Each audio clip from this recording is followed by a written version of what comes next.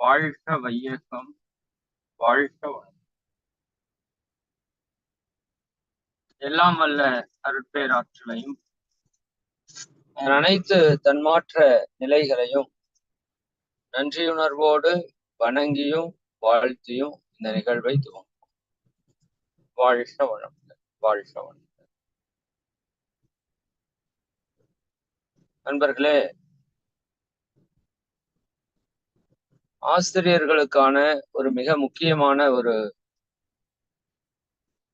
நிலைப்பாடாக இந்த அறிமுக உரையை நாம் எவ்வாறு கொடுக்க வேண்டும் என்பதை பற்றி சென்ற வகுப்புல கொஞ்சம் சிந்தனைக்கு எடுத்திருக்கோம். இது ரொம்ப ரொம்ப ஒரு முக்கியமான ஒரு விஷயம். ஒரு ஆசிரியருக்கும் சரி, இன் ஃபியூச்சர் நீங்க எல்லாருமே யோகா மையங்கள் திறக்கிறதுக்கு நிறைய வாய்ப்புகள் இருக்கு. நாங்க எங்க திறக்கிறது அப்படின்னு கூட சிலர் நினைக்கலாம். நிச்சயமா உங்க எல்லாருக்குமே ஒரு வாய்ப்பை இயற்கை கொடுக்கும். அது மற்றவங்களுக்காக அப்படின்னு இல்லாம நமக்காக அப்படின்னு கூட நீங்க அந்த மையத்தை திறக்கணும். ஏன்னா நம்ம ஒவ்வொருத்தருடைய இல்லமும் அறிவு திருக்கோவிலாக மலர வேண்டும் அப்படிங்கிறது மகரிஷி அவர்களுடைய கனவு. நிச்சயமா இப்ப அப்படிதான் நடந்துட்டு இருக்கு. ஏன்னா நம்முடைய இல்லங்களிலே இப்ப அதிகாலையில 4 மணிக்கு எந்திரிச்சு இந்த ஜூம் நிகழ்ச்சி மூலமா ஒரு ஜீவகாந்த பெருக்க பயிற்சி ஆகட்டும், ஒரு தியானம் ஆகட்டும், ஒரு உடற்பயிற்சி ஆகட்டும், எல்லாமே ஒலித்து கொண்டிருக்கிறது. ஆனா இதை விட ஒரு சிறந்த விஷயம் என்னன்னு கேட்டீங்கன்னா, உங்க இல்லத்திலே அந்த பயிற்சிகளை நேரடியாக நடத்துவது. முடிந்தால் நமக்கென்று ஒரு தவமையத்தை உருவாக்கி அதுல இந்த பயிற்சிகளை நடத்துறது மிக மிக சிறப்பு. பட் அந்த தன்மை எல்லாருக்கும் வந்துருமா அப்படின்னு கேட்டா கஷ்டம். ஏன்னா இந்த சமுதாயத்துக்கு நல்லது பண்றதுக்காக நம்ம நிறைய அதுல நம்மை தியாகம் செய்யணும். நிச்சயமா வாய்ப்பு இருக்கு. பண்ண முடியாது அப்படிங்கிறது எதுவுமே கிடையாது.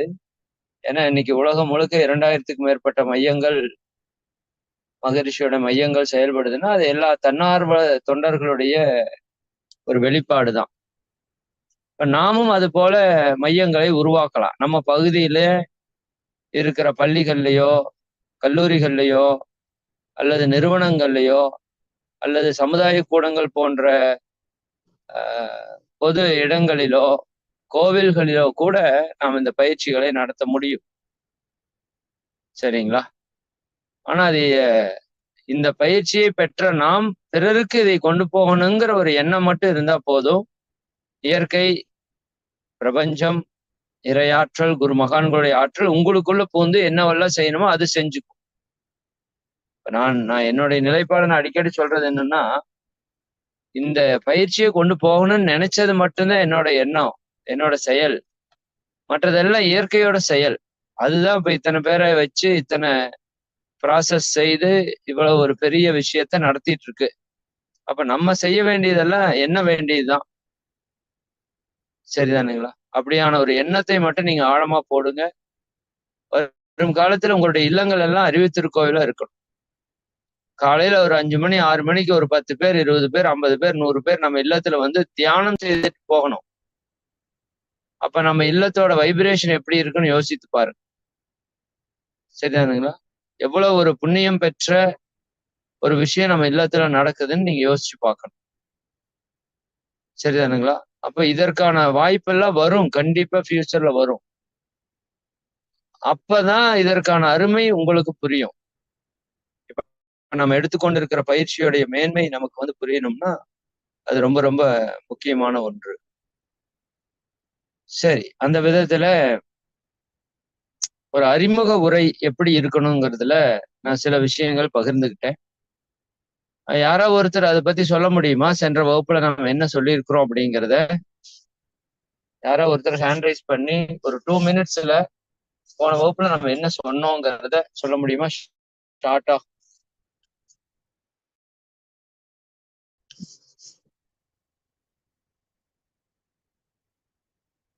எல்லாரும் நோட்ஸ் போட்டு எழுதிட்டு வருவீங்கன்னு நம்புறேன். சரிங்களா? யார் சொல்றீங்க? ஓகே, 2 மினிட்ஸ்ல ஷார்ட்டா சொல்லுங்க. அழகு சுந்தரம்.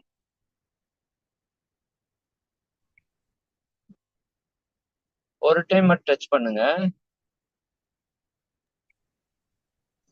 ஐயா வாழ்க வளமுடன் ஐயா. வாழ்க வளமுடன். சொல்லுங்கம்மா. ஐயா அறிமுக உரை பற்றி சொன்னீங்க ஐயா.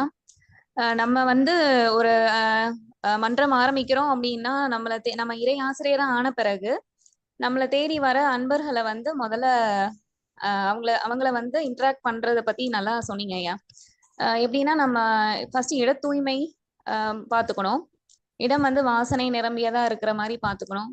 அவங்க கிட்ட வந்து நம்ம பேசும்போது நல்லா சிரிச்ச முகத்தோடையும் அவங்கள வரவேற்று அவங்க பார்க்கும் போதே இருக்க பிக்சர்ஸோ இல்ல வாசகங்களோ அவங்க மனதை வந்து தொடுற மாதிரி இருக்கணும். அவங்க ஏதோ ஒரு குழப்பத்திலேயோ மனவேதனையிலயோ இல்ல உடல் வேதனையிலயோ வராங்க அப்படின்னா அதுக்கு மருந்து தர மாதிரியான ஒரு வாசகங்கள் இருந்தால் கூட அவங்களுக்கு கண்டிப்பா அது ஆறுதலை தரும். மீண்டும் மீண்டும் வரத்துக்கு அவங்களுக்கு வந்து தோணணும். அந்த மாதிரி சொன்னீங்க. அதுக்கப்புறம் வந்து அறிமுகம் படுத்திக்கும் போது நம்ம எதுக்காக ஃபர்ஸ்ட் மன்றத்துக்கு வந்தோம், இப்ப எப்படி நமக்கு கியூர் ஆச்சுன்றத வந்து சொல்லணும் அவங்கள்ட்ட. உடல் அளவிலையோ இல்ல மனசு அளவிலையோ நமக்கு எப்படி கியூர் ஆச்சு, அதுல இருந்து நம்ம எப்படி மீண்டு வந்தோன்றத ஒரு ஷார்ட்டா சொல்லிட்டு அவங்க எதுக்காக வந்தாங்க மன்றத்துக்குன்ற மாதிரி நம்ம சொல்ல வைக்கணும். அப்படி சொல்ல வைக்கும் போது அவங்களுக்கும் சரி நம்ம மீண்டும் மீண்டும் வரணும் அப்படின்ற ஒரு எண்ணம் வந்து உந்துதல் தோணும், நம்மளும் சரியாகும் அப்படின்ற ஒரு எண்ணம் வந்து அவங்களுக்கு வரும் ஐயா. அதை பத்தி சொன்னீங்க. நன்றிங்க ஐயா. வாழ்க வளமுடன் ஐயா. மகிழ்ச்சிமா. இவ்வளவுதான் சொல்லணும். அம்மா வாழ்க வளமுடன். நன்றி நன்றி, நல்லா அருமையா சொன்னீங்க. வேற ஏதாவது பாயிண்ட் சொன்னான்னு கேக்குறேன். இவ்வளவுதான் பேசணும்னா? இன்னும் நிறையவே சொன்னீங்க ஐயா. ஃபர்ஸ்ட் வாசனையா வச்சுக்கணும் அந்த இடத்தை. சரி, அந்த மாதிரி எல்லாம் சொன்னீங்க ஐயா. நோட்ஸ் ஏதாவது எடுத்தீங்களா? இல்லங்க ஐயா, எடுக்காம விட்டாச்சுங்க ஐயா. ஓகேம்மா. சரி. ஓகேம்மா. நோட்ஸ் ரொம்ப ரொம்ப இம்பார்ட்டன்ட்மா. ஓகே, நன்றி. இல்ல பரவாயில்ல, நோட்ஸ் இல்லைனாலும் இவ்வளவு தூரம் உள்வாங்கியிருக்கீங்க, ரொம்ப சந்தோஷம். மகிழ்ச்சி. ஆனா அன்பர்களே, நீங்க ஆசிரியர்கள் தயவு செய்து இப்ப நீங்க ஹேண்ட் ரைஸ் பண்ணுங்கன்னு சொன்னா எல்லாருமே பண்ணிருக்கணும். ஆனா 4 பேர் தான் மொத்தமாவே பண்ணிருக்கிறோம். சரியானுங்களா? ஒரு ஆசிரியருக்கான விஷயம் மட்டும் இல்ல, ஒரு மாணவருக்கான விஷயமே வந்து வாய்ப்புகளை முழுசா பயன்படுத்தணுங்கிறது. இப்ப ஒரு வாய்ப்பு கிடைச்சது இல்லையா, அது ஒரு 5 பேர் டக்குன்னு பயன்படுத்தினாங்க. சரிதானுங்களா? நீங்க எல்லாருமே வந்து அந்த கிளாஸ் அட்டன் பண்ணவங்க தான். பட் அந்த வாய்ப்பை நம்ம பயன்படுத்துறது இல்ல. அதுக்கு வெக்கப்படுறோம், தயக்கப்படுறோம். தப்பா சொல்லிட்டா என்ன பண்றது, நம்மளை பத்தி கெட்ட பேரை நினைச்சுக்குவாங்களோ, இதுதான் வந்து மனிதனுக்கே எதிரி. ஆசிரியருக்கு எதிரி இல்ல இந்த தாட்டு. ஒரு வெக்கப்படாம நீங்க எல்லாரும் ஹேண்ட் ரைஸ் பண்ணிருக்கணுமா இல்லையா? முந்தா நேத்து வகுப்புல என்ன நடத்தினேன்னு நான் கேட்கிறேன். சரிதானுங்களா? அதை சொல்லுங்கிறேன். நீங்க வந்து எல்லாருமே 5 நிமிஷம் வேற ஆசிரியர் உரையில வந்து ரொம்ப நல்லா பேசிட்டு இருக்கீங்கன்னு வேற கேள்விப்பட்டேன் நான். போன பேட்சை விட இந்த பேட்ச் வந்து நிறைய பேர் ரொம்ப நல்லா வந்து ஸ்பீச் கொடுத்துருக்கீங்க. புதுசா யாருமே பேசுற மாதிரியே இல்ல அப்படிங்கிற அளவுக்கு வந்து உங்க பேட்ச் வந்து வந்துட்டு இருக்கு. சரி, ரொம்ப சந்தோஷம். ஜெயந்தி அம்மா சொல்லுங்க. அவங்க சொன்னதை விட்டுட்டு வேற என்ன நான் சொன்னேன் சென்ற வகுப்புல?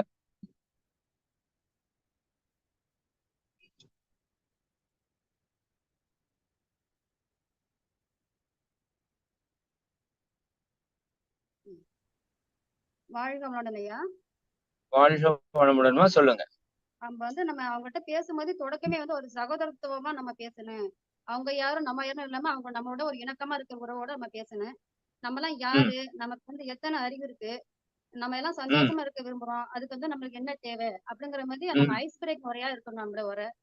அப்புறம் வந்து நம்ம சந்தோஷமா இருக்க ஒரு 10 விஷயங்கள் தான் தேவை. அதை பத்தி ஒரு சிறு வழிபாட்டு அவங்களுக்கு கொடுக்கணும். அவங்களுக்கு அவங்க வந்து நம்ம கொடுக்குற அந்த உரையிலேயே அவங்க ஒரு சிந்திக்கிற திறன் உங்களுக்கு வந்து உள்ளதா இருக்கணும். அதாவது அறிவு குறைவா இருக்க மிருகங்கள்லாம் பிரச்சனை இல்லாம இருக்கு, நம்ம அறிவுல நம்ம மட்டும் ஏன் உயர்ந்த நிலை இல்ல அப்படிங்கறத அவங்க சிந்திக்கிற மாதிரி நம்ம உலகத்தை அந்த கான்செப்ட் உள்ள அப்படியே அவங்களுக்குள்ள இணக்கமா கொண்டு போகணும். நம்ம மனம் வந்து நன்றாக இல்லைனாலும் வாழ்க்கையும் சந்தோஷமா இருக்க முடியல. இந்த சமுதாயமும் இயற்கையும் நம்ம நன்றாக இருக்கணும்னா, நம்ம நன்றாக இருக்கிறதுக்கு வந்து நம்ம வந்து நல்லா வளம் எல்லா வளமும் பெறணும்னா நம்ம அதுக்கு தகுந்த மாதிரி நம்ம உரை வந்து அதுக்கு மாதிரி இருக்கணும். இயற்கை சமுதாயம் வழக்கட்டுறதுக்கு காரணம் என்ன? மனிதர்களால் தான். அதனால அது கெட்டுச்சுன்னா நம்மளும் நம்முடைய பலமும் கெட்டு நம்முடைய குடும்பத்தில் உள்ள எல்லா ஒரு இணக்கமும் கெட்டு போயிடும். அதுக்காண்டி சமுதாயத்தையும் இயற்கையையும் இணக்கமா நம்ம வாழணும். இதுக்கெல்லாம் அடிப்படை காரணம் வந்து நம்ம உடலும் மனம்தான். அதனால அது புரிதலை கொண்டு நம்ம வாழணும், நம்பிக்கையை கொடுக்கணும். அது மாதிரி ஒரு நம்பிக்கை உங்களுக்கு வந்து கொடுத்தாதான் அவங்களுக்கு வந்து ஒரு இணக்கமா அந்த இதுல நம்மளுக்கு நுழைய முடியும். அவங்க வாழ்க மாட்டாங்க. அருமை அருமைமா, சிறப்பு. அவ்வளவுதான் பேசணுமா? வேற ஏதாவது பேசணுமா? அதுக்கு உடலும் மனம் தான் நம்மளுக்கு தேவைன்னு சொன்னீங்க ஐயா. அடிப்படை காரணமே உடல் மனம். அந்த உடல் மனம் வந்து நம்மளுக்கு வந்து ஒரு புரிதலை கொடுக்கிற மாதிரி நம்ம உரை இருக்கணும்னு சொன்னீங்க ஐயா. அருமை அருமை. நல்லா அந்த இடத்துல பாத்தீங்கன்னா நல்லா தூய்மையா நல்ல நல்ல ஒரு ஓவியம், நல்ல சக்தி நிறைந்த ஓட்டங்களும் நிறைந்த நல்ல குருமாகம் படங்களா வைக்கணும். ஆன்மீக இசை இருக்கிற மாதிரி அந்த இடம் போனதுமே அவங்களுக்கு வந்து ஒரு அமைதி நிலையோடு இருக்கிற மாதிரி ஒரு இடமா நம்மளுக்கு வந்து அது மாதிரி இருக்கணும் அந்த இடம், அங்க வர்ற இடம். சிறப்பு சிறப்பு. Okay, right right right. மகிழ்ச்சி. கரெக்ட்மா, நிறைய பாயிண்ட் சொல்லியிருக்கீங்க. அறிமுகப்படுத்தும் போது அவங்களோட பெயரு, அவங்க ஊர் என்ன அப்படிங்கிற நம்ம ஃபர்ஸ்ட் ஒரு கான்செப்ட் வந்து நம்ம கருத்தை வந்து நோட்டு எடுத்துக்கணும். நம்ம எதுக்காண்டி வந்திருக்காங்கிற நம்ம பெயரு, ஊரு, நோக்கம் என்ன எல்லாம் நம்ம கேட்டு நம்ம ஒரு இதுல நோட்ல நம்ம குறிச்சு வச்சுக்கிட்டு அவங்க சிந்தனைக்கு தகுந்த மாதிரி நம்ம மனநிலைக்கு வந்து அந்த உரை வந்து அவங்களுக்குள்ள இருக்கணும். அது அருமை அருமை. அவங்களோட பிரச்சனைக்கு தீர்வு சொல்றது போல நம்முடைய உரை இருக்கணும். இருக்குன்னு அதெல்லாம் நம்ம நோட்ல நம்ம கரெக்டா எழுதி வச்சுக்கிட்டு அந்த மாதிரி போகணும். ஃபர்ஸ்ட் ஸ்டார்டிங் வர அவங்களுக்குள்ள நம்மளுக்கும் அவங்களுக்கும் உள்ள வர. அருமை அருமை அருமை. சரி, சிறப்பு சிறப்புமா. ஓகே, இன்னும் ஒருத்தருக்கு ஆப்ஷன் கூட கொடுக்கலாம். இது கூட கொஞ்சம் நல்லாதான் இருக்கு. நம்ம பேசுறதோட விடாம என்ன பேசணும் அப்படிங்கிறத கேட்கறது கூட ஒரு விதத்துல உங்களுக்குள்ள எந்த அளவுக்கு அதை உள் வாங்கியிருக்கிறீங்க அப்படின்னு பாக்குறதுக்கான ஒரு வாய்ப்பா இருக்க மாட்டிருக்கே. சரி, இது நம்ம ட்ரை பண்ணுவோம். சரிதானுங்களா? இன்னும் ஒருத்தருக்கு வாய்ப்பு. கோமதி அம்மா, இவங்க சொன்னது விஷயம் இல்லாம வேற ஏதாவது நான் சொல்லியிருந்தேன்னா அதை மட்டும் சொல்லணும். ஓகேங்க ஐயா, நன்றி. வாழ்க்கொளமுடன் ஐயா. இப்போ நான் வந்து நான் கேட்க மாட்டேன், நீங்க மட்டும் கண்டினியூவா சொல்லிருங்க. சரி, ஓகே, நன்றி. இன்ட்ரோடக்ஷன் ஸ்பீச் கொடுக்குறீங்க, ரொம்ப ரொம்ப கவனமா இருக்கணும்னு சொல்லியிருக்கீங்க. தேவைப்பட்ட ஒரு பேடு ஒரு பெண்ணு கூட நம்ம வச்சுக்கிறது ரொம்ப சிறப்பு. அவங்களோட பேர் சொல்லும்போது அவங்க எங்க இருந்து வந்திருக்காங்க அப்படிங்கறதெல்லாம் சொல்லும்போது அதை வந்து நாம் வந்து நோட் பண்ணி வச்சுக்கணும். இன்னைக்கு முதல் நாள் எல்லாருமே அறிமுகம் ஆயிக்கலாம். ஏன்னா ஒவ்வொரு இடத்துல இருந்து ஒவ்வொருத்தர் நம்ம வந்திருக்கிறோம், அறிமுகம் செஞ்சுக்கிறோம். அந்த ஒரு பகுதியில ஒவ்வொரு பகுதியில இருந்து வந்திருக்கிறதுனால இந்த 12 நாள் அல்லது ஒரு மாதம் நாம வந்து ஒரு குடும்பமா டிராவல் பண்ண போறோம். அதனால ஒருத்தருக்கு ஒருத்தர் நம்ம இன்ட்ரடக்ஷன் ஆகிக்கொன்றது நல்லா இருக்கும் அப்படிங்கறத சொன்னீங்க. உங்க பேரு, எங்கிருந்து வந்திருக்கீங்க, நீங்க என்ன ஒர்க் பண்றீங்க, உங்களுடைய நோக்கம் என்ன, இந்த யோக பயிற்சிக்கு வந்ததுக்கான நோக்கம் என்ன அப்படிங்கறது தெளிவா நம்ம கேட்டுக்கணும். இதை நம்ம குறிப்பெடுக்கணும், இல்லைன்னா ரெக்கார்டு பண்ணிக்கிறது ரொம்ப சிறப்பு அப்படின்னு சொன்னீங்க. உடல் தொந்தரவு இருக்கா, மன தொந்தரவு இருக்கா அப்படிங்கறத தெளிவா நம்ம கேட்டுக்கணும். யார் யார் என்னென்ன தொழில் செய்யறாங்க அப்படிங்கறத சொல்லுவாங்க. அதை வச்சு நம்ம ஒரு சிந்தனை உரையை அமைக்கலாம். இப்போ எக்ஸாம்பிள் அப்படின்னா, ஒருத்தர் வந்து எனக்கு ஒரு சுகர் இருக்கு அப்படின்னு சொன்னாங்கன்னா அந்த சிந்தனையில சுகரை பத்தி நாம கொஞ்சம் டச் பண்ணி பேசலாம். இன்னொருத்தர் வந்து எனக்கு கோபம் அதிகமா இருக்குது, அந்த கோபத்தை போக்குறதுக்காக நான் இங்க வந்திருக்கிறேன் அப்படின்னு சொன்னாங்கன்னா அந்த கோபத்தை பத்தி கொஞ்சம் டச் பண்ணி நம்ம பேசலாம். முடிந்த வரைக்கும் நம்ம உடல் ரீதியா மன ரீதியா தான் வருவாங்களோ இல்லையா, அறிவு ரீதியாக வர்றது அப்படிங்கிறது ரொம்ப குறைவா தான் இருப்பாங்க. அப்படி அந்த அன்பர்கள்கிட்ட அவர்களுடைய தேவைகளை நம்ம நோட் பண்ணி ஒரு பேட் எடுத்து அதுல பத்திரமா வச்சிருந்து அறிமுக பண்ணிட்டு அதுக்கப்புறமா அறிமுக உரை கொடுக்கறது ரொம்ப சிறப்பு அப்படின்னீங்க. அறிமுக உரை தொடக்கம் அப்படிங்கிறது இருவருக்குமே ரொம்ப ரொம்ப இம்பார்ட்டன்டா இருக்கணும்.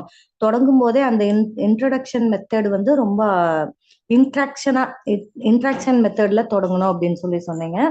ஒருத்தருக்கு ஒருத்தர் இயல்பா ஏதாவது டவுட் இருந்தாலும் கேட்கலாம், உங்களுடைய சகோதரனை போல நீங்க நினைச்சு இந்த செக்ஷனை எடுத்துக்கலாம் அப்படின்னு நம்ம சொல்றது ரொம்ப சிறப்பா இருக்கும் அப்படின்னீங்க. தொடக்கமே ஒரு இணக்கமான தொடக்கமா இருக்கணும். நாம மட்டும் பேசுறது மாதிரி இல்ல, அவங்களையும் கேட்கற மாதிரி அவங்களும் கேட்கற மாதிரி இருக்கணும் நம்ம கொடுக்குற அந்த இன்ட்ரோடக்ஷன் ஸ்பீச் அப்படின்னீங்க. குறிப்பா நான் சில கேள்விகளை கேட்கிறேன், பதில் சொல்லலாமா அப்படிங்கிற மாதிரி நம்ம கேட்கலாம். சில தெரிஞ்ச கேள்விதான், ஃப்ரீயா இருங்க, ஜாலியா இருங்க, இங்க ஆசிரியர் மாணவர் அப்படிங்கிற வேறுபாடெல்லாம் இங்க இல்ல.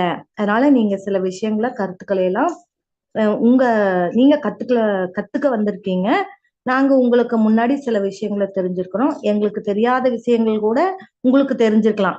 அப்படிங்கிற ஒரு அப்ரோச் இருந்ததுன்னா மட்டும்தான் உண்மையாலுமே மிக எளிமையான ஒரு ஸ்பீச்சா அந்த இடத்துல இருக்கும் அப்படின்னு சொன்னீங்க. நான் இப்ப சில கேள்விகள் கேட்கலாமா அப்படின்னு ஒரு ஸ்டார்ட் பண்ணி, நம்ம எல்லாரும் யாரு, நம்ம எல்லாம் எங்க இருந்து வந்திருக்கிறோம், நம் மனிதர்களா, நமக்கு எத்தனை அறிவு இருக்குது அப்படிங்கறத பத்தி. அப்ப நீங்க எப்படி வாழலாம்னு ஆசைப்படுறீங்க அப்படிங்கும்போது அவங்க சந்தோஷமா வாழலாம்னு ஆசைப்படுறேன் அப்படிங்கிற மாதிரி அவங்க சொல்லுவாங்க. எல்லாரையும் பேச சொல்லணும், எல்லாரையும் பேச தூண்டணும் அப்படின்னு சொன்னீங்க. ஒரு சின்ன கேம் கூட கொடுக்கலாம், ஐஸ் பிரேக்கிங் செக்ஷன் கூட வச்சு நம்ம கொடுக்கலாம் அப்படின்னு சொன்னீங்க. அதனால அவங்க மனதுல தன்மையை மாற்றக்கூடியதாக இருக்கும். ஃப்ரீயா ரிலாக்ஸா பழகுவதற்கு அந்த ஐஸ் கேம் நம்மளுக்கு உதவி செய்யும் அப்படின்னீங்க. முடிஞ்சா கிளாப் எக்ஸசைஸ் நம்ம கொடுக்கலாம் அப்படின்னு சொன்னீங்க. ரிலாக்ஸ் பண்ணி அதுக்கப்புறமா அந்த செக்ஷனை நம்ம கொண்டு போனா இன்னும் சிறப்பா இருக்கும் அப்படின்னீங்க. நம்ம எல்லாருமே சந்தோஷமா இருக்க விரும்புறோம். அப்ப அந்த சந்தோஷமா இருக்க என்னென்ன தேவை அப்படிங்கிறத நம்ம முதல் வகுப்பினுடைய முக்கியமான கான்செப்ட் எல்லாருமே சந்தோஷமா இருக்கணும் அப்படிங்கறத இருக்க என்ன தேவை அப்படிங்கிறத நம்ம கண்டிப்பா நினைவுபடுத்தணும். அப்ப அவங்க பணம் தான் தேவை அப்படிங்கிற மாதிரி சொல்லுவாங்க. பணம் மட்டும் நம்ம வாழ்க்கை தேவையில்லை, பணத்தையும் தாண்டி நிறைய விஷயங்கள் நம்ம மகிழ்ச்சியா வாழ்றதுக்கு தேவை அப்படிங்கறத புரிஞ்சா மட்டும்தான் தொடர்ந்து அவங்க ஆன்மீகத்துல பயணிப்பதற்கு அது துணையாக இருக்கும். அதுக்கு உண்டான விளக்கத்தை நம்ம கொடுக்கணும் அப்படின்னு சொன்னீங்க. அப்ப நாம சந்தோஷமா வாழ்றதுக்கு என்ன தேவை அப்படின்னா என்ன செய்யணும் அப்படிங்கிற கேள்வியை நம்ம கேட்கணும். இது முக்கியமான ஒரு விஷயம். உடல் ஆரோக்கியம், அடுத்தது மன அமைதியா இருக்கணும், குடும்பத்தில் உறவுகள் நன்றாக இருக்கணும், பொருளாதார வளம் தேவையான அளவு இருக்கணும், நட்பு நலம் நல்லா இருக்கணும், தொழில் வளம் நல்லா இருக்கணும், உயிர் வளம் நல்லா இருக்கணும், அறிவின் வளம் நல்லா இருக்கணும், சமுதாயம் நல்லா இருக்கணும், இந்த இயற்கை நல்லா இருக்கணும் அப்படிங்கிறத அப்ப நம்ம சந்தோஷமா வாழ இந்த 10 விஷயம் ரொம்ப ரொம்ப தேவை அப்படிங்கிறத நம்ம அவங்களுக்கு கண்டிப்பா தெளிவுபடுத்தணும் அப்படின்னீங்க. மனிதனுக்கு 6 அறிவு, விலங்குக்கு 5 அறிவு. இதுல யார் சந்தோஷமா இருக்கா அப்படின்னு கேட்டோம்னா விலங்குகள் அப்படின்னு சொல்லுவாங்க. எப்படி சந்தோஷமா இருக்குது அப்படின்னா, அப்ப அந்த 6 அறிவு உள்ள மனிதன் ஏன் சந்தோஷமா இல்லை, 5 அறிவு உள்ள விலங்கினங்கள் ஏன் சந்தோஷமா இருக்குது அப்படிங்கிற ஒரு சிந்திக்கக்கூடிய ஒரு வாய்ப்பை அவங்களுக்கு நம்ம கொடுக்கணும். அப்ப அந்த மனிதனுக்கு 6 அறிவு இருக்கு, ஏன் சந்தோஷமா இல்லை அப்படின்னா அவன் சிந்திக்கும் அறிவை இன்னும் முழுமையாக பெறல அப்படிங்கிறத அவங்களுக்கு நம்ம உணர்த்தணும். அப்ப அந்த சிந்திக்கும் தன்மையை பத்தி தான் நமக்கு சொல்லி நம்ம அவங்களுக்கு விளக்கி சொல்லணும் அப்படின்னு சொல்லியிருக்கீங்க. நாம் அவர்களை பார்த்து கேள்வி கேட்பதற்கு சில கேள்விகளை குறிப்பெடுத்துக்கிறது ரொம்ப ரொம்ப நல்லது அப்படின்னு சொன்னீங்க. ஆடு மாடுகளுக்கு பிபி இல்லை, சுகர் இல்லை, மனோரீதியான பிரச்சனைகள் இல்லை, கோபம் கவலை இதெல்லாம் எதுவுமே பெருசா இல்லை, உறவுகள் ரீதியா சமுதாய ரீதியா பிரச்சனைகளும் இல்லை, பணத்தை பற்றி பிரச்சனையும் இல்லை. அப்ப அந்த சிந்தனை அவங்களுக்கு தூண்டப்படணும். 5 அறிவு உயிரினம் சந்தோஷமா இருக்குது, அறிவு அதிகமா இருக்கிற நாம ஏன் கஷ்டப்படுறோம், அப்ப நாம சந்தோஷமா இருக்க என்ன தேவை, மனிதனிடம் இருக்கக்கூடிய மிகப்பெரிய சிறப்பு என்ன அப்படின்னா 6வது அறிவு, அதை கொண்டுதான் நம்ம சிந்திக்கிற அறிவு அப்படின்னு அவங்களுக்கு நம்ம சொல்லணும். அப்போ இந்த சிந்தனை செய்தா நம்ம எல்லா பிரச்சனைக்கும் தீர்வை கண்டிப்பா கண்டுபிடிச்சிட முடியும் அப்படின்னு சொல்லி கொடுத்தீங்க. நிச்சயமா தீர்வு இல்லாதது எதுவுமே இல்லை அப்படின்னு. அப்போ உடல் கெட்டு போச்சு அப்படின்னா ஒரு டிவி கூட நம்ம பார்க்க முடியாது, செல்போன்ல ஒரு பாட்டு கேட்க முடியாது, நமக்கு பிடிச்சவங்களோட பேச முடியாது, நல்லா நம்மளால சாப்பிடக்கூட முடியாது, நிம்மதியா தூங்கவும் முடியாது, பொருள் கூட சம்பாதிக்க முடியாது, சம்பாதிச்சு வச்ச பொருளை கூட நம்ம அனுபவிக்க முடியாது அப்படிங்கிறது உங்க உடல் நலம் கெட்டா ஏற்படக்கூடிய பாதிப்புகளை அவங்களுக்கு ஒரு புரிதலுக்கு நம்ம கொண்டு வரணும் அப்படின்னு சொன்னீங்க. 2வதா நம்ம அமைதியா இல்லைனாலும் மகிழ்ச்சியா வாழ முடியாது, நம் மனதுல கோபம் அதிகமா இருக்குன்னா சந்தோஷமா இருக்க முடியாது, கவலையா இருக்கும். வாழ்க வளமுடன், வாழ்க வளமுடன். ஓகே, மகிழ்ச்சி மகிழ்ச்சி. கோமதி அம்மா உங்க மைக் மியூட் ஆயிருக்கு. ஓகே, மகிழ்ச்சி. இப்ப அவங்க சொன்னாங்க பாருங்க, இதுதான் நமக்கு தேவையான ஒரு விஷயம் அன்பர்களே. ஏன்னா ஒரு வகுப்பை நம்ம அட்டன் பண்றோம், ஒரு நோக்கத்துக்காக அட்டன் பண்றோம்னா அது எந்த அளவுக்கு முழுமையா உள்வாங்க முடியுங்கிறத நீங்க கொஞ்சம் கடுமுயற்சியா இருக்கணும். இதுதான் நான் என்ன சொல்ல வரேன் அப்படின்னா, இப்போ இப்படி சொல்றதால தவற எடுத்துக்கொள்ள வேண்டாம், பட் ஒரு உதாரணத்துக்காக நான் சொல்றேன். இப்போ உங்க குழந்தைங்க போய் ஒரு கோர்ஸ் அட்டன் பண்றாங்க, ஒரு 5 லட்சம் ரூபாய் கொடுத்து 10 லட்சம் ரூபாய் கொடுத்து ஒரு கோர்ஸ் அட்டன் பண்றாங்க. அதுல ஒரு விஷயத்த சொல்லி கொடுக்குறாங்கன்னா அந்த குழந்தைங்க எவ்வளவு இன்வால்மெண்டா அதை கத்துக்கணும்னு நம்ம விரும்புறோமோ அது மாதிரி 100 மடங்கு இன்வால்மெண்ட் வந்து நம்ம கிட்ட இருக்கணும்னு நான் எதிர்பார்க்கிறேன். சரிதானுங்களா? இன்வால்மெண்ட் இருக்கு, உங்ககிட்ட இல்லைன்னு சொல்லல. பட் இப்ப அம்மா அவங்க சொன்னதுக்கும் மத்தவங்க சொன்னதுக்கும் இன்னும் சொல்லாம இருக்கிறதுக்கும் எவ்வளவோ வித்தியாசங்கள் இருக்கு. சரிதானுங்களா? எப்பவுமே நான் வந்து ஒன் சைடு இன்புட்டே கொடுத்துட்டு போயிட்டே இருந்தேன். அவுட்புட் என்னன்னு கேட்கல. ஆனா நிச்சயமா கேட்கணுங்கிற ஒரு தாட் வந்து இன்னைக்கு உரையில வந்து இயற்கையால காட்டி கொடுக்கப்பட்டிருக்குது. அதனால நிச்சயமா நீங்க இதை வந்து நான் இந்த வகுப்புல சொல்றத நீங்க எப்படி மைண்ட்ல எடுத்துக்கணும்னா, அடுத்த வகுப்புல நான் யார வேணா கூப்பிட்டு கேட்பேன். நீங்க என்ன நடந்ததுன்னு சொல்லணும். அந்த அளவுக்கு நீங்க வந்து ஜஸ்ட் வந்து நான் உங்கள வந்து எல்லாத்தையும் அப்படியே மனப்பாடம் பண்ணி அப்படியே ஒப்பிக்கணும்னு சொல்லல. சொன்ன விஷயத்த ஹிண்ட்ஸ் எடுத்துக்கோங்க. ஹிண்ட்ஸ் அப்படியே பார்த்து இதெல்லாம் சொன்னோம்னு சொன்னா கூட போதும். அவ்வளவுதானே. சரி, இது வந்து ரொம்ப ரொம்ப இம்பார்ட்டன்ட். ஒரு ஆசிரியருக்கான ஒரு அடிப்படை தகுதி வந்து நோட்ஸ் எடுக்கிறதுங்கிறது ரொம்ப ரொம்ப இம்பார்ட்டன்ட். நான் வந்து பல ஆசிரியர்களை பார்த்திருக்கிறேன். அவங்க தான் வந்து சிறப்பு சொற்பொழிவுக்கு வந்திருப்பாங்க. அவங்க தான் அங்க இருக்கிறதுலயே டாப்பஸ்ட் பிளேஸ்ல வந்திருப்பாங்க. பட் வரவேற்புரை சொல்றவங்களோட ஹிண்ட்ஸ் எழுதிட்டு இருப்பாங்க. தலைமையுரை சொல்றவங்களோட ஹிண்ட்ஸ் எழுதிட்டு இருப்பாங்க. நான் பார்த்திருக்கேன். இது வந்து ஒரு மிகவும் ஒரு உயர்ந்த பண்புன்னு நான் நினைக்கிறேன். சரிங்களா? ஏன்னா நாம தான் டாப் லெவல் பேசுறதுக்கு வந்திருக்கிறோம். அப்படின்னு இருந்தாலும் மற்றவர்களிடமும் ஒரு நல்ல கருத்து இருக்கு, ஒரு நல்ல விஷயம் வந்து அவங்க சொல்லுவாங்க, அது நமக்கு நிச்சயமா பயன்படுங்கிற ஒரு மனோநிலை இருக்கு பாருங்க. அதுதான் உண்மையாலுமே ஒரு உயர்ந்த மனோநிலை. அப்ப அப்படி இருக்கிறவங்களே வந்து நோட்ஸ் எடுத்து ஹிண்ட்ஸ் எடுத்து எழுதுறதை நான் பார்த்திருக்கேங்கன்னு சொல்றேன். அப்ப நாம எந்த அளவுக்கு அதுல இருக்கணும்னு பாருங்க. நான் விஷன் படிக்கிறப்ப அந்த பவுன் நோட்டு 6 நோட்டு வந்து ஃபுல்லா எழுதி வச்சிருந்தேன். விஷன் கிளாஸ் படிக்கிறப்ப 6 பவுன் நோட். இன்னைக்குமே எனக்கு ஏதாவது சப்ஜெக்ட்ல டவுட் வருதுன்னா அதை எடுத்து பார்த்தா எனக்கு பெரிய ஒரு கிளாரிட்டி கிடைக்கும். அதனால இப்போ நீங்க ஆசிரியர் நிலையில சொல்லக்கூடிய விஷயங்களை நல்லா குறிப்பு எடுத்துக்கணும். நான் மறுபடியும் சொல்றேன் பாத்தீங்களா, இதுல சிலது வந்து உங்களுக்கு இப்போவெல்லாம் பயன் தெரியாது. நாளைக்கு நீங்க ஒரு இடத்துல போய் ஒரு இன்ட்ரடக்ஷன் ஸ்பீச் கொடுக்கணும்னு நினைப்பீங்க. அப்ப இந்த விஷயத்தை எடுத்து பார்த்தீங்கன்னா உண்மையாலுமே உங்களுக்கு வந்து அவ்வளவு ஒரு பெனிஃபிட்டா இருக்கும். சரிங்களா? அதனால நல்லா அதை வந்து குறிப்பெடுத்து நல்லா அதை சொல்ற அளவுக்கு தயாரா வாங்க. அடுத்த வகுப்புல நான் யாரை வேணா வந்து ஓபன் பண்ணி கேட்பேன். நீங்க உங்களுக்கு தெரிஞ்சதை சொல்லலாம். அதுக்குன்னு நம்மளை கேட்பாங்கன்ட்டு எதாவது வராமுட்றாதீங்க. சரிங்களா? முடிஞ்ச வரைக்கும் அது அப்டேட் ஆகுறதுக்கு முயற்சி பண்ணுங்க. சரிங்களா?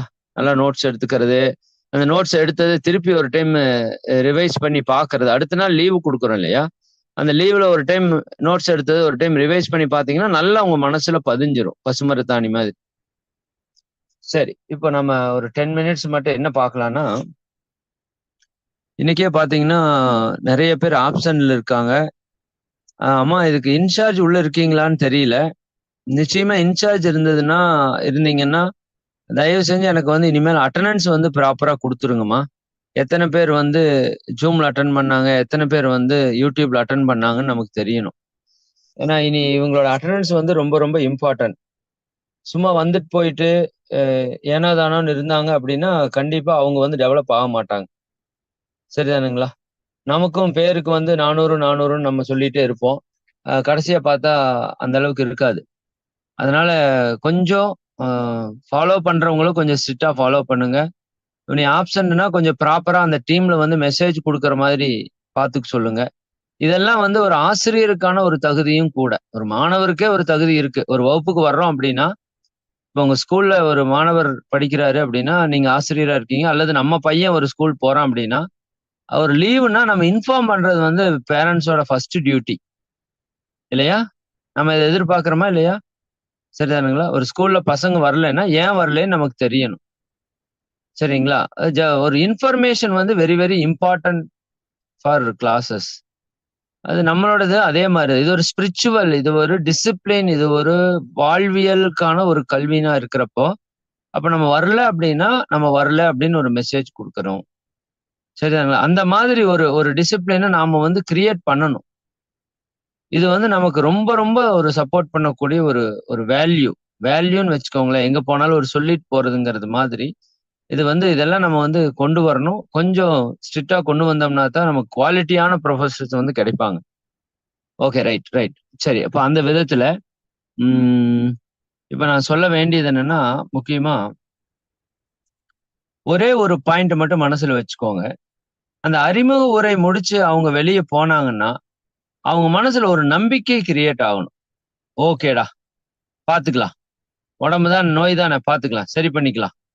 மனசு தானே, சரி பண்ணிக்கலாம். குடும்பம் தானே, சரி பண்ணிக்கலாம். பொருள் தானே, சரி பண்ணிக்கலாம். அப்படி ஒரு நம்பிக்கை கிரியேட் ஆகணும். இது என்னுடைய உரைகள்ல பல இடங்கள்ல நான் கேட்ட ஒரு விஷயம். தம்பி, ரொம்ப மனக்குழப்பத்துல வந்தேன். ரொம்ப பிரச்சனையில வந்தேன். ஆனா அது எல்லாத்தையும் சமாளிச்சிடலாங்கிற ஒரு எண்ணம் எனக்கு இப்ப வந்துருச்சு. சரி, இப்பெல்லாம் அதையெல்லாம் நம்ம அ வெற்றி பெற முடியும்னு ஒரு தாட் வந்துருச்சு அப்படிங்கிறத நிறைய உரைகள்ல அன்பர்கள் சொன்னத நான் கேட்டிருக்கிறேன். அப்ப அந்த ஒரு நம்பிக்கையை நம்முடைய உரை உருவாக்கணும். சரிதாங்களா? அப்ப உங்களுடைய துன்பத்திற்கு காரணம் உடலும் மனசும் தான். அது சொன்னாலே அவங்களுக்கு தெரிஞ்சிரும். ஆமாப்பா, நம்ம சந்தோஷமா வாழலாம்னு விரும்புறோம். அதை தடை பண்றது நம்முடைய உடலும், நம்முடைய மனமும் தான். சரி.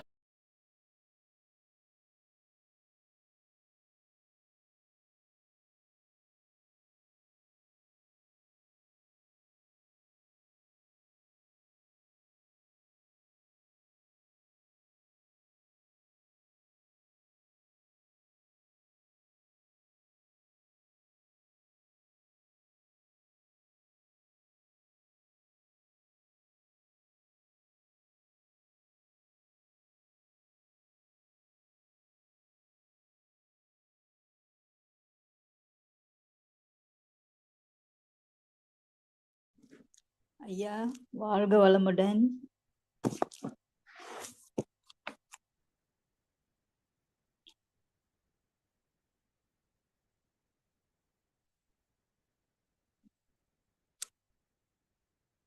ஐயா வாழ்க வளமுடன் ஐயா. எதுவும் விளங்கலங்க ஐயா.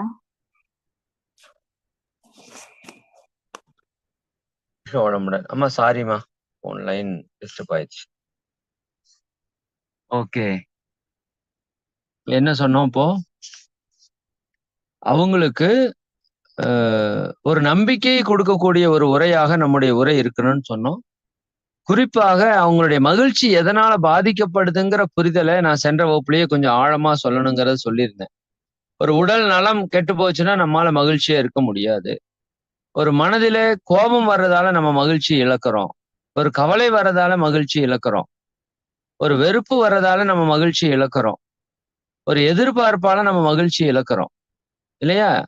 அப்போ இதுதான் நம்முடைய மகிழ்ச்சிக்கு தடை அப்படிங்கறத அவங்க புரிஞ்சுக்கிட்டு, அப்ப உடல் நலமாயிருச்சு, மனம் அமைதியாயிருச்சுன்னா நம்ம வாழ்க்கையில சந்தோஷமா இருக்க முடியும் அப்படிங்கிற ஒரு புரிதல் அவங்களுக்குள்ள கொண்டு வரும். மிக முக்கியமாக இந்த அறிவை பற்றிய புரிதல். ஏன்னா இது அறிவு திருக்கோவில் இல்லையா? 2 வார்த்தைக்கு நீங்க எக்ஸ்பிளனேஷன் கொடுக்கணும். இந்த இடத்துல நம்மளோட அமைப்பு, சங்கம், மகரிஷி இத பத்தி எல்லாம் கொஞ்சம் குட்டியா சொல்லுங்க போதும். சிலரெல்லாம் அது அப்படியே புராணமா பேசுறாங்க. அது ரொம்பவுமே இப்ப தேவையில்லை. என்னை பொறுத்தவரை குருவின் மேன்மை எல்லாம் நம்ம கடைசி நாள் சொன்னா போதும். ஏன்னா இங்க நடத்துற ஒவ்வொரு பயிற்சியுமே குருவினுடைய மேன்மை தான். சிம்பிளா சொல்லலாம். இந்த உரையினுடைய நிறைவுல இங்க என்னென்னவெல்லாம் பயிற்சி 13 நாள்ல கொடுக்க போறோம் அப்படிங்கறத நீங்க சிம்பிளா கண்டிப்பா சொல்லணும். இது ரொம்ப இம்பார்ட்டன்டான பாயிண்ட். இதை நோட் பண்ணிக்கோங்க. இந்த 13 நாட்களிலே அல்லது 15 நாட்களோ இல்ல 5 நாள் ரெசிடென்சியல் கோர்ஸோ, எத்தனை நாள் நீங்க என்ன கோர்ஸ் நடத்த போறீங்களோ அந்த கோர்ஸுக்குள்ள நீங்க என்னென்னவெல்லாம் சொல்லித்தர போறீங்க அப்படிங்கிறதுக்கான ஒரு சிறு குறிப்பு அந்த இடத்துல இருக்கணும். உதாரணத்திற்கு இதுல உடல் நலத்திற்கான உடற்பயிற்சி, இதை முழுமையா நம்ம கற்றுக்கொள்ள போறோம். இது 9 வகையான உடற்பயிற்சிகள் இருக்கு. இது உச்சந்தலையிலிருந்து உள்ளங்கால் வரைக்கும் இருக்கக்கூடிய எல்லா நோய்களையும் போக்கக்கூடிய அளவு சக்தி மிக்க ஒரு உடற்பயிற்சி. இந்த உடற்பயிற்சி வர்மா, ஆயுர்வேதம், சித்தா, அக்குபஞ்சர் போன்ற பல்வேறு மருத்துவ முறைகள் அறிந்த ஒரு ஞானியால இன்னும் பல மருத்துவ முறைகள் ஒன்றிணைக்கப்பட்ட ஒரு அற்புதமான ஒரு பயிற்சி. அப்ப செய்வதற்கு மிக மிக ஒரு எளிமையான பயிற்சி. சரிங்களா? 8 வயதிலிருந்து 100 வயது வரைக்கும் யார் வேணா செய்யலாம். உடல் வலி கொடுக்காத ஒரு பயிற்சி, சிரமம் இல்லாத ஒரு பயிற்சி, சரிங்களா? இது ஆண்கள் பெண்கள் எல்லோருமே செய்யக்கூடிய ஒரு பயிற்சி. இந்த பயிற்சியை செய்வதற்கு நம்ம வந்து உணவுல வந்து நான்வெஜ் தவிர்க்கணும்னால சிலர் சொல்லுவாங்க. நாங்க அதை வந்து கட்டாயப்படுத்துறது இல்ல. சரிதானுங்களா? இது எல்லாம் கண்டிப்பா சொல்லணும். இது இல்லறத்தோடு கற்றுக்கொள்ளக்கூடிய ஒரு பயிற்சி. இதெல்லாம் நெறைய பேருக்கு டவுட் இருக்கும். இத ஏதோ சாமியாராக்கி மொட்டை அடிச்சு விட்டுருவாங்களோ? அதனால தானே யோகாக்கே நெறைய பேர் இன்னைக்கு வரமாட்டேங்கிறாங்க. சரி, யோகா தியானம்னாலே அது வந்து குடும்பத்த விட்டுட்டு போற மாதிரி இன்னைக்குமே சில அமைப்புகள் இருக்கிறதுனால, அதன் மேல ஒரு பயம் வந்து எல்லாருக்குமே இருக்கு. நம்ம குழந்தை இது போனா. அப்ப அதை தெளிவுபடுத்திறணும். அறிமுக உரையிலேயே வந்து மகரிஷி வந்து இல்லறத்தோடு இருக்கிற யோகாவ குடுத்திருக்கிறாங்க. அது மிக எளிமையான யோகாவ குடுத்திருக்காங்க. இது வந்து ரொம்ப வளைஞ்சு பெண்டெடுத்து செய்யக்கூடிய ஒரு பயிற்சி அல்ல.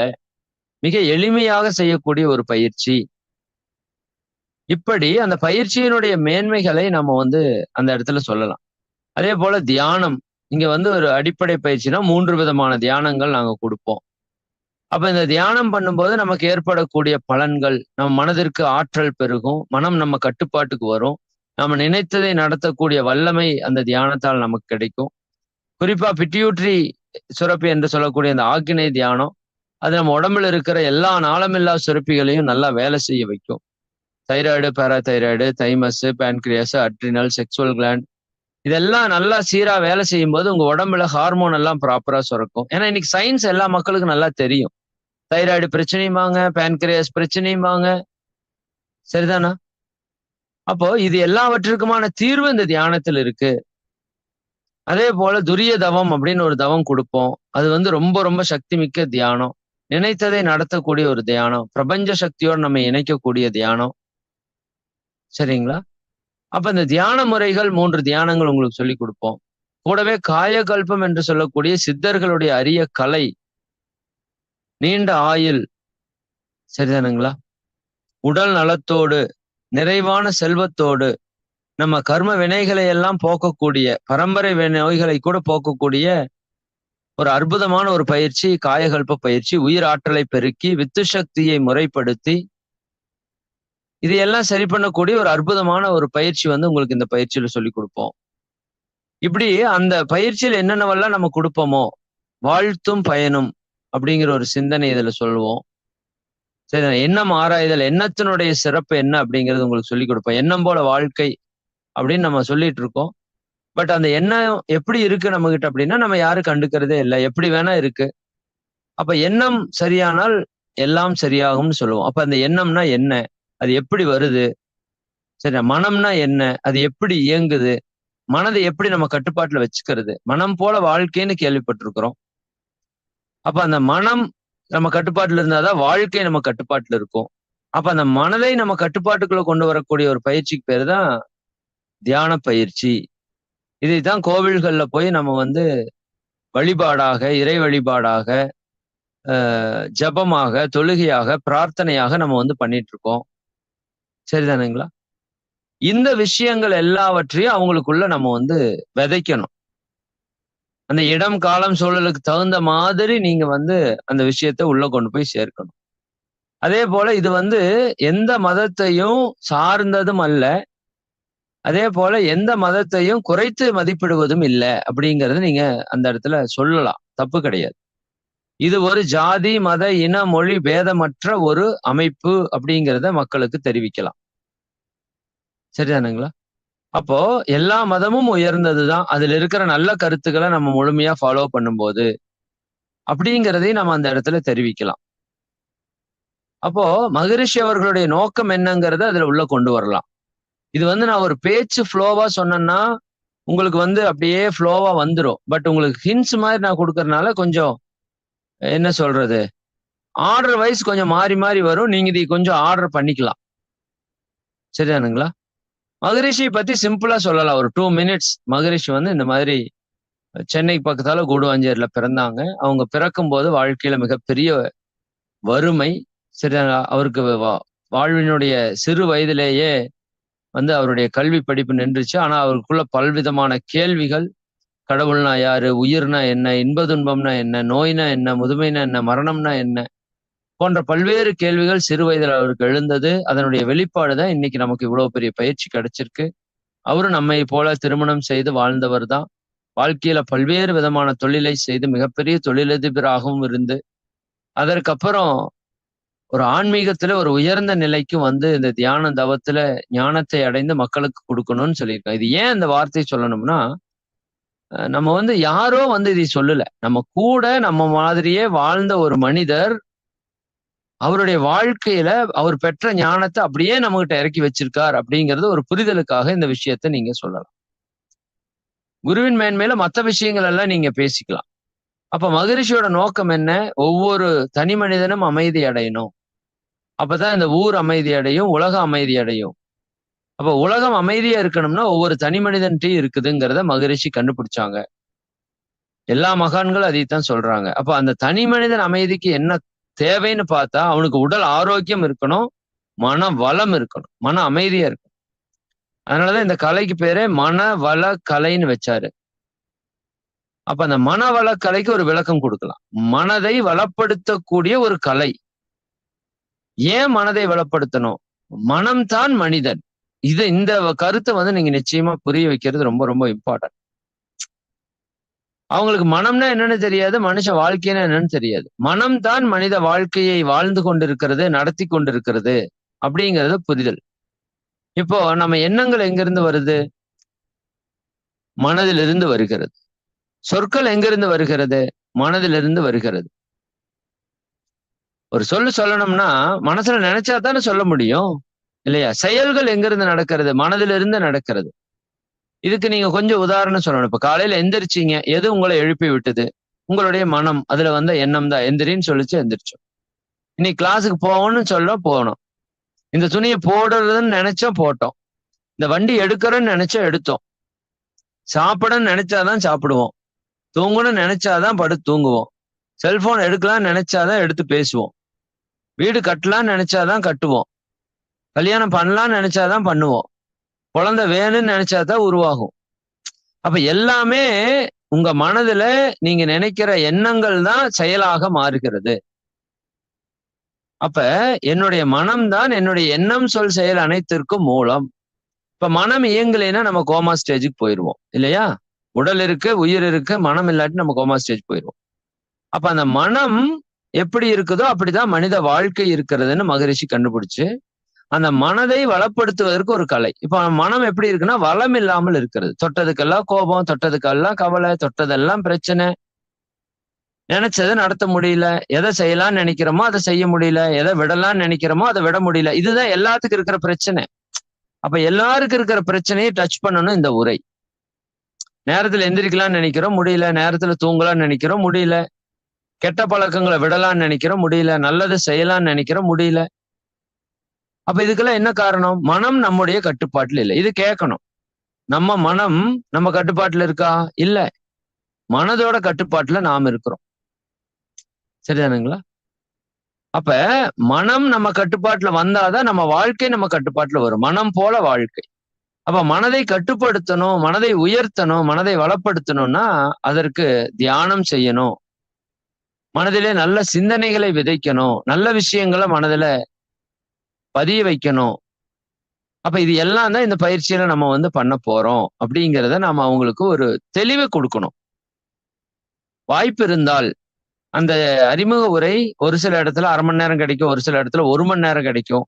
1 மணி நேரமாவது நீங்க அறிமுக உரை கொடுக்கணும். என்னை பொறுத்த வரைக்கும் நான் சொல்ற விஷயம், நீங்க எங்க போய் எவ்வளவு நேரம் பயிற்சி நடத்தினாலும் அந்த இன்ட்ரடக்ஷன் வந்து 1 hour ஆவது இருக்கணுங்க. ஜஸ்ட் 1 hour ஆவது கம்பல்சரி இருக்கணும். அதுக்கு மேல இருந்தா கூட சந்தோஷம். ஏன்னா அந்த உரையில அவங்க பெறக்கூடிய அறிவு தான் அவங்களை இந்த பயிற்சியில வந்து நிக்க வைக்கும். ஆனா அந்த உரை வந்து மொக்க போடுற மாதிரி இருந்திருக்கூடாது. ஒண்ணு எடுத்துட்டீங்கன்னா அப்புறம் அவ்வளவுதான், முடிஞ்சுது. அவ்வளவு இன்ட்ரெஸ்டா இருக்கிற மாதிரி நம்ம அந்த உரையை வந்து தயார் பண்ணணும். சரிங்களா? அதுல குறிப்பாக அந்த அறிவினுடைய முக்கியத்துவத்தை நான் அடிக்கடி சொல்லுவேன்ல. கிணத்துல நாம விழுந்தோம் அப்படின்னா எத்தனை பேருக்கு சந்தோஷமா இருக்கு, எத்தனை பேருக்கு துக்கமா இருக்குன்னு. நீச்சல் பற்றிய அறிவு இருக்கிறவனுக்கு சந்தோஷமா இருக்கும், நீச்சல் பற்றிய அறிவு இல்லாதவனுக்கு துக்கமா இருக்கும். இந்த ஒரு உதாரணத்தை நீங்க புரிஞ்சு வச்சுட்டீங்கன்னா பெரிய வெற்றி தான். ரொம்ப சிம்பிளான உதாரணம், அவங்க புரிஞ்சுக்குவாங்க ஈஸியா. அப்ப சாம்பார் வைக்கிற அறிவு இருக்கிறவங்க சாம்பார் வச்சா சாம்பார் நல்லா இருக்கும். அப்ப உடல் நலம்ங்கிற அறிவு இருக்கிறவங்க உடலை வச்சுக்கிட்டா உடல் நல்லா இருக்கும். மனதை பற்றி அறிவு இருக்கிறவங்க மனதை ஹேண்டில் பண்ணா மனசு நல்லா இருக்கும். வாழ்க்கையை பற்றி அறிவு இருக்கிறவங்க வாழ்ந்தா வாழ்க்கை நல்லா இருக்கும். அப்ப உடல் நல்லா இல்லைன்னா உடலை பற்றி அறிவில்லை, மனம் நல்லா இல்லைன்னா மனதை பற்றி அறிவில்லை, வாழ்க்கை நல்லா இல்லைன்னா வாழ்க்கையை பற்றி அறிவில்லை. அப்ப நம்ம என்ன வேணும் அப்படின்னா அறிவுதான் வேண்டும் என்று அவர்களை சொல்ல வச்சுட்டீங்கன்னா பெரிய வெற்றி. அதனாலதான் இங்க வந்து என்ன சொல்லி கொடுக்குறோம்னா, நம்ம வாழ்க்கையை எப்படி வாழ்ந்தா சந்தோஷமா வாழலாங்கிறதுக்கான அறிவு மற்றும் பயிற்சிகள். இந்த 2 வார்த்தை, அறிவு மற்றும் பயிற்சிகள். அறிவுனா தத்துவங்கள், பயிற்சிகள்னா உடற்பயிற்சி, தியானம் போன்றவை. அப்ப என்னோட வாழ்க்கை நல்லா இல்லாத காரணம் என்னங்கிற அறிவு, அதற்கூட அதை சரி பண்ணுவதற்கான பயிற்சிகளை இங்க கொடுக்குறோம். அதனாலதான் இதற்கு பேர் அறிவு திருக்கோவில். அப்ப நமக்கு என்ன வேணும்? அறிவு வேண்டும். இது நம்ம கேஷுவலா நான் விளையாட்டாவெல்லாம் நிறைய பேசுவேன், அதெல்லாம் நீங்க கேட்டிருக்கலாம். அந்த உரையெல்லாம் 1க்கு 2 முறை கேட்டு உள்ள வாங்கிக்கணும். அப்பதான் அந்த ஃப்ளோ வந்து உங்களுக்குள்ள வரும். அதாவது இப்ப ரோட்ல போயிட்டு இருக்கீங்க, நடுவில் ஒருத்தர் குறுக்கால வர்றாரு, என்னன்னு கேட்பா, அறிவு இருக்கான்னு கேட்போம். உங்க பையன் 30 மார்க் வாங்கிட்டு ப்ராக்ரஸ் ரிப்போர்ட் நீட்டானா அறிவு இருக்கான்னு கேட்போம். சாம்பார்ல உப்பே இல்லைன்னா அறிவு இருக்கான்னு கேட்போம். ஒரு பொருள் வாங்கிட்டு வர சொல்லி மறந்துட்டு வந்தா அறிவு இருக்கான்னு கேட்போம். சரிதானுங்களா? அப்ப ஏன் அறிவு இருக்கான்னு கேட்கிறோம்? எப்ப அறிவு இருக்கான்னு கேட்கிறோம்? ஒரு தப்பு நடக்கும்போது, ஒரு துன்பம் வரும்போது அறிவு இருக்கான்னு கேட்கும். சரியாங்களா? அப்ப அறிவு இருந்திருந்தா சொல்லுங்க, அறிவு இருந்திருந்தா அவர் சொன்ன பொருளை வாங்கிட்டு வந்திருப்பார், அவர் வண்டியில கரெக்டா வந்திருப்பார், பையன் நல்லா படிச்சு மார்க் எடுத்திருப்பான். அப்ப ஒரு பிரச்சனை வருது, ஒரு துன்பம் வருதுன்னா அதுக்கு என்ன காரணம்னு நம்ம இயற்கையாவே நம்ம வச்சிருக்கிறோம், அறிவு இல்லாததுதான். திட்டம் இல்ல, அறிவு கெட்டவனே, ஞான சூன்யம் அப்படிலாம் திட்டம் இல்ல. அப்ப அறிவு கெட்டு போச்சு. ஒரு தப்பு செய்யறான்னா என்ன அர்த்தம்? அறிவு கெட்டு விட்டது. அப்ப அறிவு நல்லா இருந்திருந்தா அவன் தப்பு செஞ்சிருக்க மாட்டான். இவ்வளவுதான் விஷயம். அதுக்கு நீங்க திருக்குறள், வள்ளுவர் எல்லாம் உள்ளெழுத்து போடணும் கண்டிப்பா. அறிவுடையார் எல்லாம் உடையார், அறிவுலர் என்னுடையரேனும் இலர். அறிவு அற்றம் காக்கும் கருவி. அறிவு துன்ப வராமல் காக்கக்கூடிய கருவிங்கிறத நீங்க அந்த வகுப்புல புரிய வச்சுட்டீங்கன்னா நீங்க தாங்க ஹீரோயின் நீங்க தான். அதுதான் உங்களுக்கு நம்பிக்கை. அப்பாடா சரிப்பா, அப்ப நமக்கு அறிவு வந்துருச்சு, பயிற்சி செஞ்சுட்டோம்னா நம்ம பிரச்சனை போயிருன்னு அவன் ஆழமா நம்பிட்டானா போதும். நிச்சயமா நம்பிடுவாங்க, நீங்க ஸ்ட்ராங்கா கொடுத்தா போதும். சரிங்களா? அதே போல கோவில்கள் மதங்களை பற்றி கொஞ்சம் உயர்வா சொல்றதுன்னா ஒரு சில நிமிடங்கள்ல அதை சொல்லிடலாம். இப்போ நீங்க பக்தி மார்க்கம் வேற, ஞான மார்க்கம் வேற கிடையாது. சரி, நான் முதல்ல அதை சொல்லிடணும். இங்க வந்தா சாமி கும்பிடக்கூடாதுன்னு நிறைய பேர் சொல்லி வச்சு அது ஒரு குழப்பம் போயிட்டு இருக்கு ட்ராக். சரிதானா? இங்க வந்தீங்கன்னா பக்தி மார்க்கம் வேற, ஞான மார்க்கம் வேற கிடையாது. பக்தி மார்க்கம் அப்படிங்கிறது மிடில் ஸ்கூல், ஞான மார்க்கம்ங்கிறது ஹை ஸ்கூல். மிடில் ஸ்கூல் வந்துதான் ஹை ஸ்கூல் வரணும் இல்லையா? மிடில் ஸ்கூல் வராம ஹை ஸ்கூல் வர முடியாது. அப்ப மிடில் ஸ்கூல்ல என்ன சொல்லி கொடுக்குறாங்க? பொட்டு வைங்கன்னு சொல்றாங்க, மொட்டையடின்னு சொல்றாங்க இல்லையா? சரி, யாருக்கு தெரியும் எதுக்காக பொட்டு வைக்கிறேன்னு? சொல்லுங்க பாப்போம். தெரியாது, யாருக்குமே தெரியாது. அப்ப நீங்க அங்க ஒரு விளக்கம், பொட்டு வைக்கிற இடத்துல பிட்யூட்டரி இருக்கு, பிட்யூட்டரி கிளாண்ட் ஆக்டிவேஷனா கீழே இருக்கிற 5 கிளாண்ட் ஆக்டிவேஷன் ஆகும், ஹார்மோன் சுரக்கும், அப்ப உடல்ல இருக்கிற நோய்கள் போகும், மனம் அமைதியாகும், அறிவுக்கு விழிப்பு நிலை கிடைக்கும், மனதிற்கு ஆற்றல் பெருகும், நீங்க நினைச்சதை நடத்தலாம், மனம் உங்க கட்டுப்பாட்டுல இருக்கும். இதுக்குதான் பொட்டு வைக்க சொன்னாங்க. திருநீர் வைக்கிறது மண்டையில இருக்கிற கெட்ட தண்ணீரை எடுக்கிறதுக்கு, சந்தனம் வைக்கிறது பிட்யூட்டரி குளிர்ச்சியா வச்சுக்கிறதுக்கு, மஞ்சளால் செய்த குங்குமம் வைப்பது கிருமி நாசினி, எந்த கெட்ட கிருமியும் நம்ம முகத்தை தாக்கக்கூடாதுங்கிறதுக்கு. அப்ப இதை சொல்லும் போது அந்த பக்தி மார்க்கத்தில் இருக்கிறவங்களுக்கு மிகப்பெரிய ஒரு விளக்கம் கிடைச்ச அந்த அறிவுல இன்பம் காண்பாங்க அவங்க. இதே விஷயத்த இயேசு மகான் சிலுவை போடுறப்ப சொன்னாரு, நெற்றியில வச்சு சிலுவை தொடங்குவீங்க இல்லையா? சிலுவை எங்க போடுவாங்க? ஆக்னியில டச் பண்ணுவாங்க, நெற்றியில டச் பண்ணுவாங்க, அடுத்தது அநாகதத்துல நெஞ்சில டச் பண்ணுவாங்க. இது அநாகத மையம், தைமஸ் கிளாண்ட். இது அன்பிற்கான மையம், வீரத்திற்கான மையம். அதனால அந்த மையத்தை அவர் டச் பண்றாரு. நமாஸ் பண்றவங்க கீழே குமிஞ்சு நமாஸ் பண்ணுவாங்க, நெற்றியை கீழே முட்டி. அதுவும் இதே கான்செப்ட் தான். அப்ப எல்லா மதங்களும் சொல்ற விஷயம் ஒண்ணுதான், ஆனா ஏன்னு தெரியாம செஞ்சுட்டு இருக்கோம். சரிங்களா? அப்ப கோவில்கள்ல நீங்க செஞ்சது வழிபாடுதான், ஆனா ஏன்னு தெரியாம செஞ்சோம். இங்க வந்து ஏன்னு தெரிஞ்சுக்கிட்டு செய்ய போறோம். கையை தூக்கி மேல கும்பிடுறதுதான் கைப்பயிற்சி. வெறுங்கால நீங்க நடந்து போனதுதான் கால் பயிற்சி, மலை மேல ஏறி போனதுதான் மூச்சு பயிற்சி, பிரகாரத்தை சுத்தி வந்ததுதான் நடைப்பயிற்சி, தோப்பு கரணம் போடுறதுதான் இருக்கிற ஜாயிண்ட் எல்லாத்துக்குமான பயிற்சி, அங்க பிரதர்சனம் பண்ணது அக்கு பஞ்சர் பயிற்சி, தீர்த்தம் கொடுத்தாங்க உடல் நலத்திற்கு, 5 புலன்களையும் கட்டுப்படுத்துவதற்கான செயலை அங்க செஞ்சாங்க. கண்ணை கட்டுப்படுத்துவதற்கு தீபாராதனை காமிச்சாங்க, காதை கட்டுப்படுத்துவதற்கு மணி அடிச்சாங்க, மூக்கை கட்டுப்படுத்துவதற்கு ஊதுபத்தி, நாக்கை கட்டுப்படுத்துவதற்கு தீர்த்தம் பிரசாதம், தோலை கட்டுப்படுத்துவதற்கு கீழே விழுந்து கும்பிடுவது என்ற 5 புலன்களையும் கட்டுப்படுத்துவதற்கான பயிற்சி அங்க கோவில் இருந்தது. அப்ப 5 புலன்களையும் கட்டுப்படுத்தி இறைவனை பார்த்து வழிபட்டு அந்த நேரத்துல வந்து அமைதியா உட்கார்ந்து தியானம் பண்ணியிருந்தோம்னா நம்ம வாழ்க்கையில ஜெயிச்சிருக்கலாம். நவகோள்கள்ல இருந்து சக்தியை பெறுவதற்கு நவகோள்கள் வழிபாடு, பஞ்சபூதங்கள்ல இருந்து சக்தி பெறுவதற்கு பஞ்சபூத வழிபாடு, சரிதானா? இது எல்லா விதத்திலையும் சொல்லிதான் வச்சிருக்காங்க. ஆனா ஏன்னு தெரியாதங்காட்டி நம்ம அதை பயன்படுத்த முடியல. அப்ப பக்தி மார்க்கத்தை டச் பண்ணி ஒரு உயர்வா சொல்லலாம், சரிதானுங்களா? இதெல்லாம் வந்து காமன் பீப்புள்ஸ்க்கு வந்து மிகப்பெரிய டச்சிங்கா இருக்கு. எனக்கெல்லாம் வந்து இந்த வார்த்தையை அவர் ஆசிரியர் சொல்லலைன்னா நான் உள்ளே வந்திருப்பேன். ஏன்னா நான் தீவிரமா பக்தி மார்க்கத்துல இருந்தேன். ஐயப்பன் கோயிலுக்கு வருஷம் மாலை, வார கோயில், அப்படி சுத்திட்டு இருந்த எனக்கு ஏதோ ஒரு சொர்க்கத்துல விட்ட மாதிரி இருந்தது அந்த அறிமுக உரை. அப்ப இது எல்லாவற்றுக்குமான அறிவு இங்க வந்து கொடுக்கப்படுகிறது. நம்மளோட குணங்கள் குறிப்பா கோபத்தை பற்றி நீங்க நிச்சயமா ஒரு சில நிமிடங்கள் பேசணும். சரி, காலமாயிருச்சா? ஏங்கப்பா, 1:44 ஆயிடுச்சு. சரி, இந்த செய்தியோட நிறைவு செய்வோம். அடுத்த வாரம் அடுத்த வகுப்புல இதுதான் தொடரும், சரிதானுங்களா? கோபத்தை பற்றி நிச்சயமா சொல்லணும். ஏன்னா இன்னைக்கு கோபம் இல்லாத வீடோ நபரோ கிடையாது. எல்லாம் டென்ஷன்ல தான் வர்றாங்க. அப்ப ஸ்ட்ரெஸ்னா என்ன, டென்ஷன்னா என்ன? மனித வாழ்க்கை, நீங்க மகரிஷி ஒரு சப்ஜெக்ட் சொல்லுவாங்க, தற்கால வாழ்க்கையும் கற்கால வாழ்க்கையும், சரிதானுங்களா? முற்கால வாழ்க்கையும் தற்கால வாழ்க்கையும். அப்ப முன்னோர்கள்கிட்ட நோய் வரல. ஏன் வரல?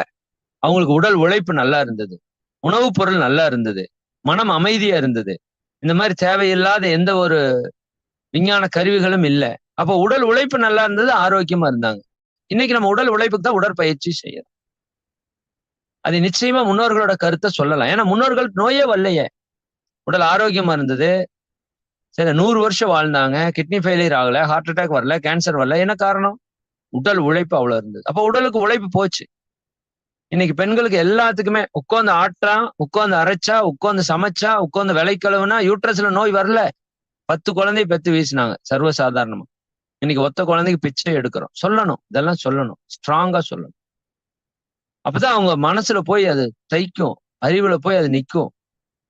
சரி, ஆமா, உண்மைதானே, சரிதானா?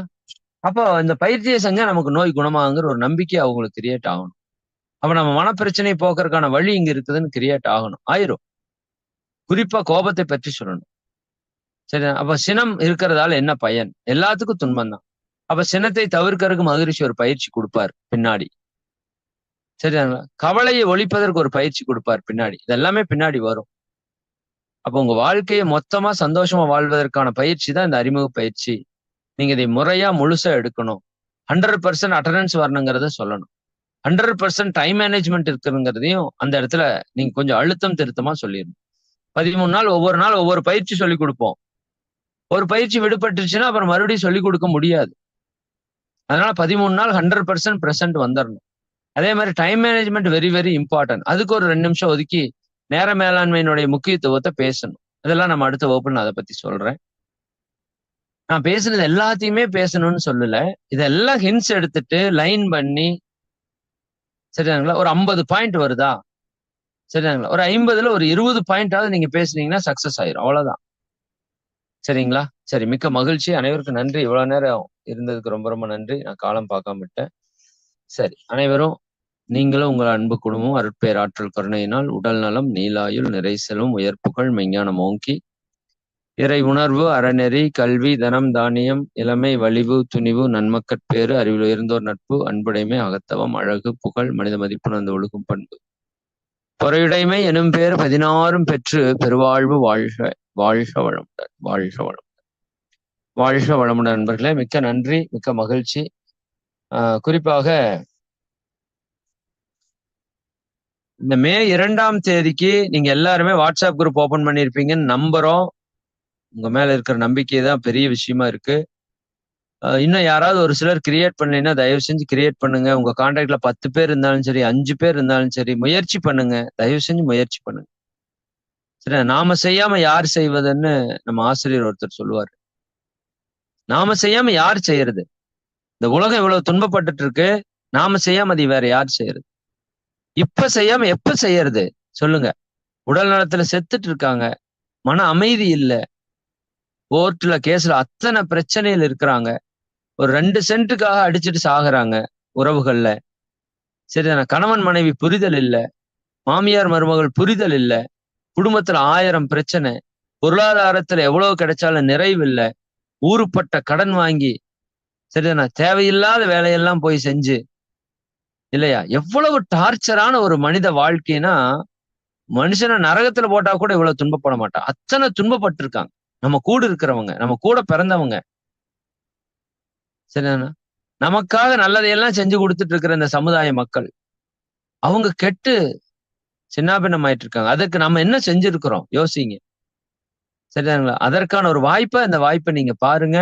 உங்களுக்கு தெரிஞ்சவங்க எல்லாத்துக்கும் தயவு செஞ்சு ஃபோன் பண்ணி மெசேஜ் கொடுங்க. வாட்ஸ்அப் குரூப்ல ஆட் பண்ணி இந்த செய்தியை அனுப்புங்க. சரிதானா? இன்னொரு 10 நாள் நம்ம வந்து டைம் எடுத்து அதிகபட்சமான அன்பர்களை இணைக்கிறதுக்கு முயற்சி பண்ணோம். இப்போ 2000 பேர் இணைஞ்சிருக்கிறாங்க. நம்ம இன்னும் 8000 பேர் இணைக்கணும். நம்மளுக்கு பெரிய டார்கெட் இருக்கு. நீங்க சாதாரணமா நினைக்க கூடாது.